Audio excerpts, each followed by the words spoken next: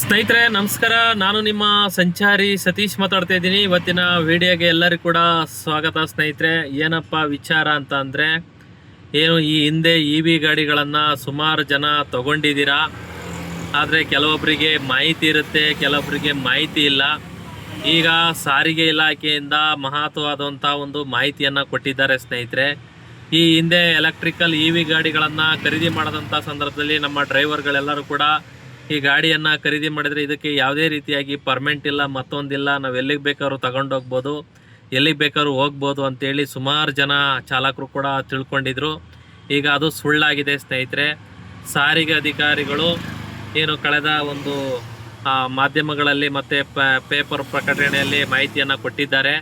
ಇನ್ನು ಮುಂದೆ ಬೆಂಗಳೂರು ನಗರದಲ್ಲಾಗಿರ್ಬೋದು, ನಗರ ಪ್ರದೇಶಗಳಲ್ಲಾಗಿರ್ಬೋದು, EV ಗಾಡಿಗಳು ಎಲ್ಲೆಲ್ಲಿ ಓಡ್ತವೆ ಪ್ಯಾಸೆಂಜರ್ ಆಟೋಗಳು, ಅದಕ್ಕೆ ಪರ್ಮೆಂಟು ಕಡ್ಡಾಯಗೊಳಿಸಿದೆ. ಸ್ನೇಹಿತರೆ, ಇನ್ನು ಮುಂದೆ ನೀವು ಯಾರಾದರೂ ಕೂಡ ಗಾಡಿಯನ್ನು ಯಾರ್ಯಾರು ತೊಗೊಂಡಿದ್ದೀರಾ, ಯಾರ್ಯಾರು ಪರ್ಮೆಂಟನ್ನು ನಿಮ್ಮ ಗಾಡಿಗಳಿಗೆ ಹಾಕ್ಸಿಲ್ಲ, ಅವರಿಗೆ ಅಂತನಿಗೆ ಉಚಿತವಾಗಿ ಒಂದು ಪರ್ಮೆಂಟನ್ನು ಅಳವಡಿಕೆ ಮಾಡುವಂಥದ್ದು ವ್ಯವಸ್ಥೆಯನ್ನು ಕೂಡ ಮಾಡಿದ್ದಾರೆ. ಯಾರ್ಯಾರು ಪರ್ಮೆಂಟನ್ನು ಹಾಕಿಸ್ಕೊಂಡಿಲ್ಲ, ಹೋಗಿ ಶಾಂತಿನಗರ ಡಬಲ್ ರೋಡಲ್ಲಿರುವಂತಹ ಒಂದು RTO ಆಫೀಸಿಗೆ ಭೇಟಿ ನೀಡಿ ಮಾಹಿತಿಯನ್ನು ತಗೊಳ್ಳಿ. ನಿಮ್ಮ ಗಾಡಿಗಳಿಗೆ ಪರ್ಮೆಂಟ್ ಹಾಕ್ಸಿಲ್ವಲ್ಲ, ಅದಂಥ ಗಾಡಿಗಳಿಗೆ ಉಚಿತವಾಗಿ ಹಾಕ್ತೀವಿ ಅಂತ ಹೇಳ್ತಾ ಇದ್ದಾರೆ. ಹೋಗಿ ಮಾಹಿತಿಯನ್ನು ತಿಳ್ಕೊಂಡು ನಿಮ್ಮ ಗಾಡಿಗಳಿಗೂ ಕೂಡ ಹಾಕಿಸ್ಕೊಳ್ಳಿ ಸ್ನೇಹಿತರೆ. ಹಾಗಾಗಿ ಮಾಹಿತಿಯನ್ನು ನಾನು ಹೇಳ್ತಿದ್ದೇನೆ. ಅಂತಂದರೆ ಪರ್ಮೆಂಟ್ ಏನಾದ್ರು ಇಲ್ದಂಥ ಸಂದರ್ಭದಲ್ಲಿ ಏನಾದರೂ ಕೂಡ ಆಕ್ಸಿಡೆಂಟು ಮತ್ತೊಂದು ಏನಾದರೂ ಕೂಡ ಅನಾಹುತಗಳಾದಂಥ ಟೈಮ್ನಲ್ಲಿ ನಿಮಗೆ ಯಾವುದೇ ರೀತಿಯಾಗಿ ಇನ್ಸೂರೆನ್ಸು ಪಾಲಿಸಿ ಕ್ಲೈಮ್ ಆಗಲ್ಲ. ಮತ್ತು ಏನೋ ಒಂದು ಅಡಚಣೆಗಳ ಕಾನೂನು ಅಡಚಣೆಗಳು ಮತ್ತೊಂದು ಬರ್ತವೆ. ಹೀಗಾಗಿ ನಿಮ್ಮ ಒಂದು ಸುರಕ್ಷತೆಗೆ ಮತ್ತು ಪ್ಯಾಸೆಂಜರ್ ಏನಿದ್ದಾರೆ ಅವರ ಒಂದು ಸುರಕ್ಷತೆಗೆ ಇವೆಲ್ಲ ಯೋಜನೆಯನ್ನು ಮಾಡಿದ್ದೀವಿ ಅಂಥೇಳಿ ಏನು ಅಧಿಕಾರಿಗಳು ಒಂದು ಮಾಹಿತಿಯನ್ನು ಕೊಡ್ತಿರ್ತಕ್ಕಂಥದ್ದು. ದಯಮಾಡಿ ನಿಮ್ಮ ಸ್ನೇಹಿತರಿಗೂ ಕೂಡ ತಿಳಿಸ್ಕೊಡಿ.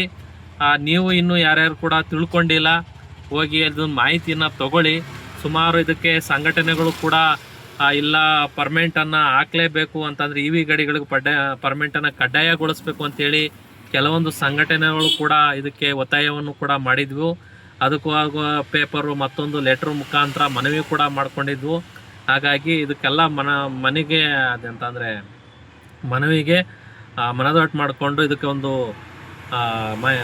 ಪರ್ಮೆಂಟನ್ನು ಕಡ್ಡಾಯ ಸಾರಿಗೆ ಇಲಾಖೆ ಕೊಟ್ಟಿದೆ. ಹಾಗಾಗಿ ನನಗೆ ಗೊತ್ತಿರೋಷ್ಟು ವಿಚಾರವನ್ನು ನಮ್ಮ ಯೂಟ್ಯೂಬ್ ಚಾನಲಲ್ಲಿ ಹಾಕಿ ಹಂಚ್ಕೊಳ್ತಿದ್ದೇನೆ.